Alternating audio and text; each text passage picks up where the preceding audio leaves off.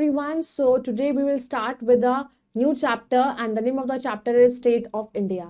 So in this chapter we will going to know about the different states of our country India and about the government of our country, about its central government, state government, ये सब चीजें हम इस chapter में पढ़ेंगे. So let's go ahead and begin the chapter. Chapter 5 States of India. Learning objectives. By the end of this lesson you will learn central government, state government. तो इस chapter से हम ये क्या पढ़ेंगे इस चैप्टर में हम about the government of India की इंडिया में स्टेट गवर्नमेंट कैसी बनती है और कैसे हमारी सेंट्रल गवर्नमेंट बनती है और कौन कौन मेंबर्स होते हैं, कितनी स्टेट्स है हमारी कंट्री में, ये सब चीजें हम इस चैप्टर में पढ़ेंगे. So before starting the chapter we have to do a small activity. With the help of the pictures of the following buildings, write the names of the state where you live. If you live in a state or other than any of these states, write its name. तो अब जो pictures बनी हैं उन pictures को देख के हमने उन बिल्डिंग्स की नाम लिखने हैं एंड हमें स्टेट का नाम लिखना है जहां पर हम रहते हैं. तो अगर हम किसी भी स्टेट में रहते हैं इन स्टेट्स के अलावा तो उसका भी हमें नाम मेंशन करना है. तो first of all we will write the name of the buildings. With the help of the pictures of the following buildings, write the name of the state where you live. If you live in a state other than any of these states, write its name. तो अब इन pictures की help से हमें देखना है कि ये जो पिक्चर्स हैं ये जगहें कौन सी स्टेट में हैं और फिर आपको ये देखना है कि आप इनमें से किसी एक स्टेट में रहते हो और अगर आप नहीं रहते हो तो जिस भी स्टेट में आप रहते हो आप उसका नाम लिखोगे. So you all can do this by yourself. Let's start. India is a land of breathtaking extremes, a diverse multitude of cultures, languages, religions, dresses, cuisines, fairs and festivals. तो इंडिया जो है एक लैंड ऐसा है जहां पर बहुत सारी चीजें हैं, बहुत ही वैरायटी है हर चीज की, डाइवर्सिटी है. वहां पे डिफरेंट कल्चर्स हैं, डिफरेंट ट्रेडिशंस हैं, डिफरेंट तरह की आपको लैंग्वेजेस मिलेंगी, डिफरेंट तरह की खाने की चीजें मिलेंगी. तो इंडिया एक बहुत बड़ा land of diversity है. Indian states are full of magnificent landscapes, glorious historical monuments, royal cities, golden beaches, year-long festivities, colorful people, rich cultures and traditions, lofty mountains, lush greenery, wildlife and much more. तो Indian जो हमारी states हैं वहां पर हर state में एक अपना अलग ही पहचान, अलग अलग चीजें हैं और कुछ ऐसे हिस्टोरिकल मॉन्यूमेंट्स हैं कहीं जगह पर, कहीं की सिटीज इतनी अच्छी हैं, कहीं बीचेस हैं, कहीं पे बहुत अच्छे अच्छे फेस्टिवल सेलिब्रेट होते हैं, अलग अलग ट्रेडिशंस को फॉलो करा जाता है, सबके डिफरेंट कल्चर्स हैं. तो कहीं माउंटेन्स हैं, कहीं प्लेन एरियाज हैं. तो ये सारी चीजें हम इंडिया में देखने को मिलती हैं. India, a union of states, is a sovereign secular democratic Republic with a parliamentary system of government. तो इंडिया एक डेमोक्रेटिक स्टेट है जहां पर जो सिस्टम है वो एक पार्लियामेंट्री सिस्टम है गवर्नमेंट का, जहां पे लोगों से ही के थ्रू आप अपनी गवर्नमेंट को सिलेक्ट करते हो. और इंडिया में बहुत सारी स्टेट्स हैं जो सेक्युलर, सॉवरेन और रिपब्लिक है. The president is the constitutional head of the executive of the union. So जो प्रेसिडेंट होता है वो इन सब का हेड होता है, वो ही सारे डिसीजंस को लेता है. In the state, the governor as the representative of the president is the head of the executive. So जो head of the executive होता है उसे प्रेसिडेंट, जो हमारा प्रेसिडेंट होता है, प्रेसिडेंट के बिहाफ पर जो डिसीजंस लेता है वो होता है गवर्नर एक स्टेट के अंदर, क्योंकि प्रेसिडेंट सब जगह नहीं जा सकता. तो हर स्टेट में एक अलग गवर्नमेंट बनाई जाती है. तो जो गवर्नर होता है वो प्रेसिडेंट का ही रिप्रेजेंटेटिव होता है. There are two types of governments in our country. हमारी कंट्री में दो तरह की सरकार होती है, दो तरह की गवर्नमेंट होती है, central government and state government. Fact treasure. The United states government is divided into 3 branches, the executive, legislative and judicial. तो जो यूएस गवर्नमेंट है उसको 3 ब्रांच में डिवाइड किया गया है, एक एग्जीक्यूटिव, एक लेजिस्लेटिव और एक जुडिशियल. सेंट्रल गवर्नमेंट क्या होती है? The union government of India is the official name for our country's government.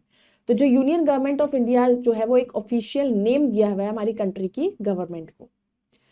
The central government is another name for it, और उसका यूनियन गवर्नमेंट का ही दूसरा नाम सेंट्रल गवर्नमेंट है। In 1950 the Indian constitution established it. तो 1950 में जब हमारा संविधान बना था तब वो बनाई गई थी। The Republic of India which consist of 28 states and 8 union territories is governed by the central government.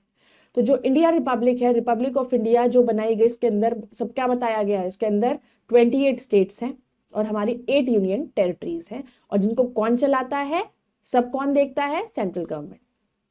The Indian central government is based in new Delhi, the countries capital, और हमारी कंट्री की जो कैपिटल है न्यू दिल्ली, वहां पर हमारी central government रहती है। State government, each and every state in the country has its own government to look after the people of the state. अब हर एक स्टेट की अपनी गवर्नमेंट होती है जो वहां के लोगों को देखती है। The post of governor and the chief minister are the highest post in the state government. अब स्टेट गवर्नमेंट जो बनती है उसमें सबसे जो बड़ी पोस्ट होती है वो होती है गवर्नर की और चीफ मिनिस्टर की। Other ministers assist them in running the state government, और भी मिनिस्टर्स होते हैं जगह जगह के जो उनको असिस्ट करते हैं, उनको हेल्प करते हैं। The main offices of the state government are located in the capital of the state. तो जो स्टेट की कैपिटल होती है, जो ज्यादातर जो हमारे जितने भी बड़े ऑफिसेस वगैरह होते हैं चीफ मिनिस्टर के, वो उसकी कैपिटल में ही होते हैं। Functions of the central and state government. अब सेंट्रल और स्टेट गवर्नमेंट के क्या रोल होते हैं, क्या फंक्शंस होते हैं। Central government, the central government has jurisdiction over subjects of national importance such as the defense of the country, foreign affairs, banking, communications and currency, as well as subjects present on the concurrent list. तो central government के पास क्या क्या rights होते हैं, जैसे कि country का defence देखना होता है उन्हें, कंट्री के जो फॉरेन अफेयर्स होते हैं कि बाहर की कंट्रीज के साथ कैसे ट्रेड करना है, उनके साथ कैसे डील करना है, वो सारी चीजें। कम्युनिकेशंस, करेंसी कितनी फ्लो हो रही है हमारी कंट्री के अंदर और कितना हमारा ब्लैक मनी है, वो सारी चीजों का देखना भी सेंट्रल गवर्नमेंट का काम होता है। State government has jurisdiction over education, agriculture, public health, sanitation, hospitals and dispensaries, along with many other departments. The state government also has to maintain the internal security, law and order in the state. State government के पास क्या क्या rights होते हैं, उनका काम होता है education देखना, एग्रीकल्चर देखना, पब्लिक हेल्थ की लोगों को प्रॉपर हेल्थ फैसिलिटीज मिल रही हैं या नहीं मिल रही हैं, सैनिटेशन फैसिलिटीज प्रोवाइड कराना, हॉस्पिटल्स होने चाहिए हर शहर में, डिस्पेंसरीज होनी चाहिए, दवाइयाँ सब तक पहुंचनी चाहिए, और उसके अलावा जो स्टेट गवर्नमेंट होती है उसको अब इंटरनल अफेयर्स को भी देखना पड़ता है कि लॉ एंड ऑर्डर हमेशा हर स्टेट में मेंटेन रहे। Name of the states and their Capitals. अब हम स्टेट्स और उनकी कैपिटल्स पढ़ेंगे। आंध्र प्रदेश की कैपिटल है अमरावती, अरुणाचल प्रदेश ईटानगर, असम दिसपुर, बिहार पटना, छत्तीसगढ़ रायपुर, गोवा पणजी, गुजरात गांधीनगर, हरियाणा चंडीगढ़, हिमाचल प्रदेश शिमला, झारखंड रांची, कर्नाटका बेंगलुरु, केरला तिरुवनंतपुरम, मध्य प्रदेश भोपाल, महाराष्ट्र मुंबई, मणिपुर इम्फाल, मेघालय शिलोंग, मिजोरम इजवॉल, नागालैंड कोहिमा, उड़ीसा भुवनेश्वर, पंजाब चंडीगढ़, राजस्थान जयपुर, सिक्किम गैंगटॉक, तमिलनाडु चेन्नई, तेलंगाना हैदराबाद, त्रिपुरा अगरतला, उत्तर प्रदेश लखनऊ, उत्तराखंड देहरादून, वेस्ट बंगाल कोलकाता। तो ये हमारी 28 स्टेट्स थी विद उनकी कैपिटल्स के साथ जो आपको याद करनी है। Now we have the names of the union territories and their capitals, की हमारी कितनी यूनियन टेरिटरीज हैं और उनके नेम्स और कैपिटल्स हैं। सबसे पहली है हमारी Andaman and Nicobar island, capital है पोर्ट ब्लेयर। फिर है चंडीगढ़, जिसकी कैपिटल है Chandigarh. Dadra and Nagar Haveli and Daman and Diu, capital दमन। लक्षद्वीप, जिसकी कैपिटल है Kavaratti. Puducherry, the same capital Puducherry. National capital territory Delhi, जिसकी capital new Delhi. Jammu and Kashmir, Srinagar. Ladakh, Leh. Such a large country with so many diversities cannot be managed from a single central point. तो इतनी बड़ी country सिर्फ central government से नहीं चल सकती, क्योंकि उसके अंदर बहुत सारी स्टेट्स हैं। तो हर एक कंट्री को संभालना सिर्फ सेंट्रल गवर्नमेंट का काम नहीं होता, उसके आगे गवर्नमेंट्स की जरूरत पड़ती है, ताकि हर स्टेट की अपनी गवर्नमेंट होगी तो वो सब अपने हर स्टेट की देखभाल कर सकेंगे। Therefore, the whole country has been divided into small administrative regions. These smaller regions are called states and union territories. तो इसीलिए पूरी कंट्री को आगे डिवाइड किया गया छोटे छोटे पार्ट्स में, स्मॉल एडमिनिस्ट्रेटिव रीजन्स में, और सबका अपना एक हेड बना दिया गया। तो जिसको, और फिर वो अलग अलग जो डिवाइडेशन हमने किया उसको ही यूनियन टेरिटरीज और स्टेट्स कहा जाता है। If you look at the political map of India, you will notice that there are various states in India whose boundaries touch the sea coast. अगर आप लोग पॉलिटिकल मैप देखोगे इंडिया का, तो उस पे आपने नोटिस करोगे कि इंडिया की ऐसी बहुत सारी स्टेट्स हैं जो सी कोस्ट को उनकी बाउंड्रीज टच कर रही हैं। There are some states whose boundaries touches the boundaries of other countries, और कुछ ऐसी स्टेट्स भी हैं जिसकी बाउंड्रीज जो है वो दूसरी कंट्रीज की बाउंड्रीज को टच कर रही हैं। तो these are called international boundaries. तो उनको इंटरनेशनल बाउंड्रीज कहा जाता है, क्योंकि वो दूसरी कंट्रीज से जाके टच हो रही हैं। Some states are surrounded by the boundaries of other states. तो ये इंटरनेशनल बाउंड्रीज होती हैं, और कुछ स्टेट्स ऐसी भी होती हैं जिनकी अदर स्टेट से वो टच हो रही होती हैं, अदर यूनियन टेरिटरीज से। Such states are called landlocked states. तो उनको लैंडलॉक्ड स्टेट्स कहा जाता है। Find your wise, find out which states of India do not have a legislative council. तो now you have to do it by yourself कि कौन सी state ऐसी है इंडिया की जिसमें लेजिस्लेटिव काउंसिल नहीं है। Now we will do words to remember. Central government, the government elected to govern the whole country, कि जो पूरी कंट्री को गवर्न करती है। State government, the government elected to govern a particular state, जो एक स्टेट को गवर्न करती है। और union territories, the areas governed directly by the central government.